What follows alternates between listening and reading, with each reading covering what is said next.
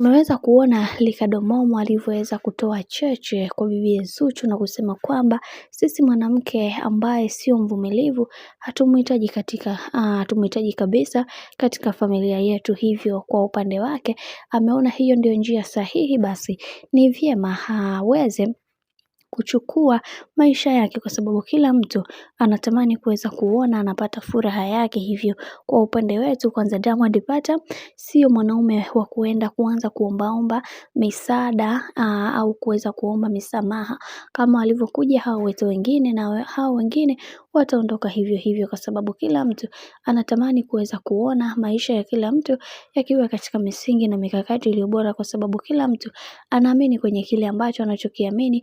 Na wengi wao waliweza kuzungumza mengi wakisema kwamba kwa hiki kinachoendelea sasa, kila mtu anaamini maisha ya bibie Zuchu yapo katika hatari kubwa, ila yote ya yote tunamshukuru Mwenyezi Mungu kwa hiki ambacho kilichoweza kutokea, kwa sababu kila mtu alitamani sana kuweza kujua ukweli huu ambao unaoendelea kwa kipindi hiki. Lakini ndo kama hivyo, kadri siku zinavyozidi kwenda ndivyo mambo ambavyo yanavyozidi kuharibika, na wengi wao wakasema wacha tuone mwisho wa haya yote itakuwaje, kwa sababu kila mtu alitamani sana kuweza kujua namna ambavyo maisha ya Zuchu alikuwa akiyaendesha vipi. Lakini kwa upande wa kaka Diamond Platnumz ameweza kumignore Zuchu na kumwambia kwamba ni vyema tu alivyoweza kuondoka katika maisha ya mdogo wangu, kwa sababu alikuwa aking'ang'a kwenye maisha ya mdogo wangu. Hivyo kwa upande wangu ninasema kwamba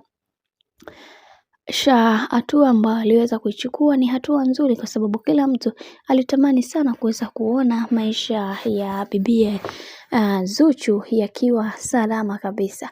Bwana, mambo ni mengi alafu muda ni mchache.